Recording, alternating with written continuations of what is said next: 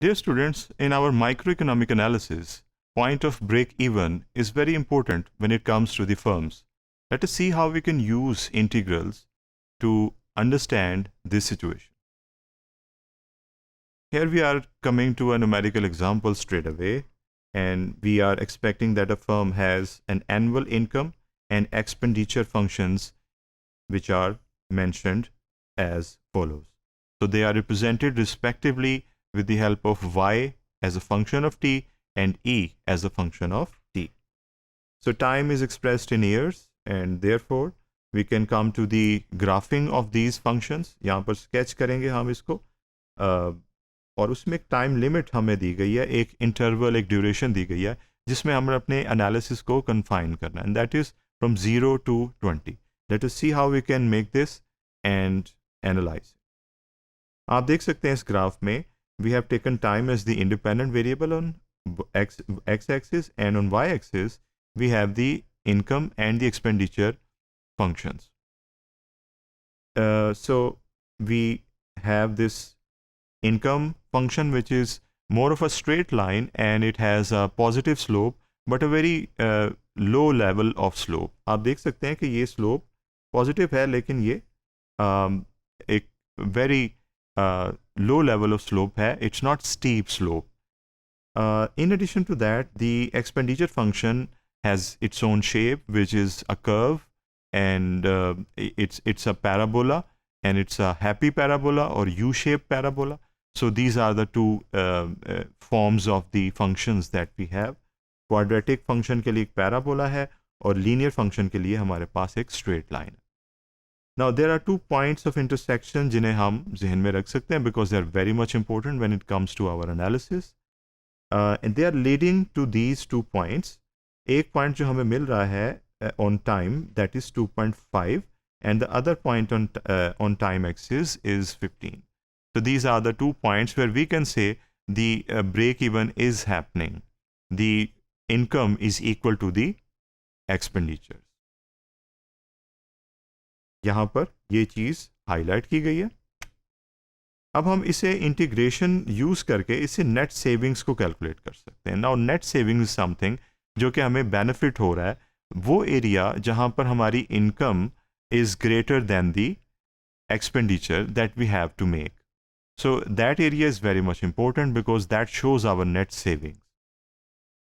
So total income minus total expenditure, और इसे हमने इस इंटरवल के दरमियान में एस्टिमेट करना है because we know from the diagram कि इस एरिया में there is a positive element, that is there is some saving or benefit. इस चीज़ को हमने अब हाईलाइट किया है. जैसे आप देख सकते हैं कि इस एरिया को हमने नेट सेविंग्स का नाम दिया, और क्लियरली आप देख सकते हैं यहाँ पर income is greater than the expenditure function.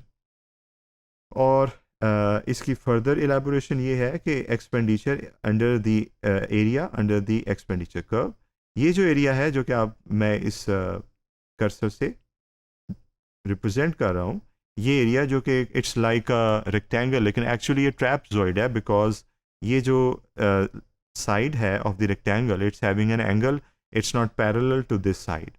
So this trapezoid actually is showing the expenditure because ये expenditure के curve के नीचे within these two limits occur हो रहा है.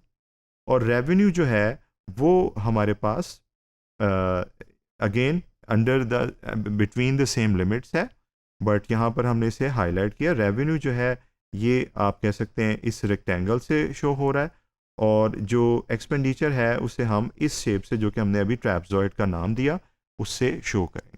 Finally this is the area जो कि मैं इसे हाईलाइट कर रहा हूँ. ये हमें एरिया चाहिए जिसे हम कैलकुलेट करना चाहते हैं.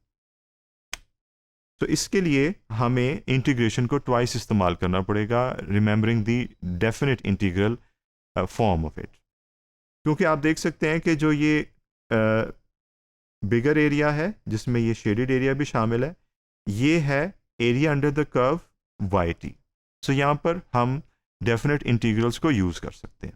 और अगर आप ये अनशेडेड एरिया को देखें, इसको भी हम कह सकते हैं कि this is also an area under the curve but under E T.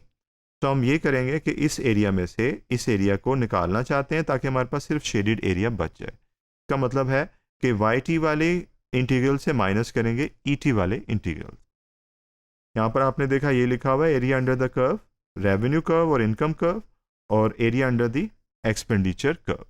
ये है रेवेन्यू कर्व या इनकम कर्व के नीचे जो एरिया है उसकी calculation using the definite integrals, जो कि हम ऑलरेडी पढ़ चुके हैं, and we know how it helps us to calculate the area under the curve between 2 points. और ये है एक्सपेंडिचर कर्व के लिए। तो यहाँ पर आपकी सहूलत के लिए मैं ये लिख देता हूँ YT minus ET with their definite integrals. So the next step definitely should be the simple simplification जो कि हम करने जा रहे हैं। ये है YT के फंक्शन की इंटीग्रेशन और ये है ET के फंक्शन की integration. Again it's an easy thing for you because आपको डेफिनेट इंटीग्रेशन आती है, you can apply the rules hair.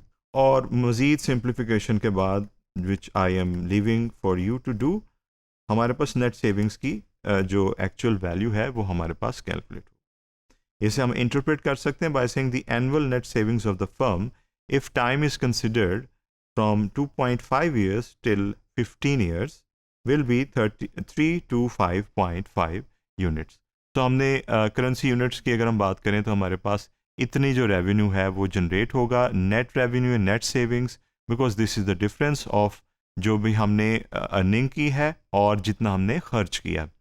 So using integrals, that is the definite integrals, we can find the net savings of a firm as well as we can visualize the break-even points of that firm.